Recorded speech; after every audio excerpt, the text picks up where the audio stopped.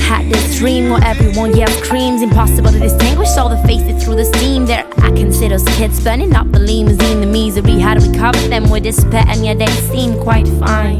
They might not go to college. Their life is determined even if it's hard to acknowledge. And yet they got it by some kind of twisted passion. And you know all that can be undone by affirmative action. And in my dream I was down on my knees praying and hoping joy and laugh can be synonyms. I figured out that the world in which we're living in is so difficult to stand, especially when there is no friends in it to cheer you up and make you laugh. No one is there to fill your little empty heart, but please stay calm, just do not harm all the others who are there and sing this song.